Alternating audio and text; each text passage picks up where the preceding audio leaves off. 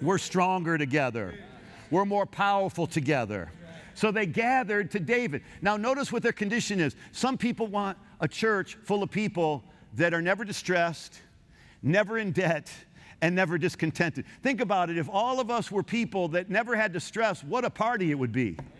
If all of us came full of joy and we had mastery over our emotions and we're celebrating, we're bouncing around. I mean, imagine how incredibly powerful that would be. And what about if none of us were in debt? If we were all free from debt, imagine what the offering would be like. Imagine when we say, we have a project to help the poor. We have a project to help the hurricane victims. We have a project to help the orphans. We have a project to reach the world with the gospel. Imagine how generous we would all be if we didn't have debt. And then imagine if none of us were discontented. You know, so many people are bitter and unhappy. Imagine if we all were happy people all the time. Imagine if happiness abounded. Imagine a church built on people that were never in distress, never in debt, and never discontented. Well, such was not the case for David's church. David's church had three types of people in it.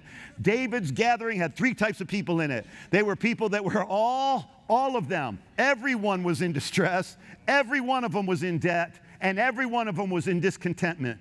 And imagine if David would have said, you know what, you don't qualify. I need you to get those things figured out before you come and join me, because I need an army of soldiers that are great. I need an army of soldiers that don't have these problems. But let me tell you something. Who you surround yourself with will change you. Who you surround yourself with will terminate the old and start the new. And you will begin to tap into the greatness of God that's inside of you. Because when you rub shoulders with the people of God that are living this out and learning how to conquer these things in their lives, you too will learn how to conquer these things in your lives. God doesn't create a church full of people that have it all together. He can take a church full of people that are in distress and in debt and discontented. But when we gather together, something miraculous happens. When we gather together, something supernatural happens.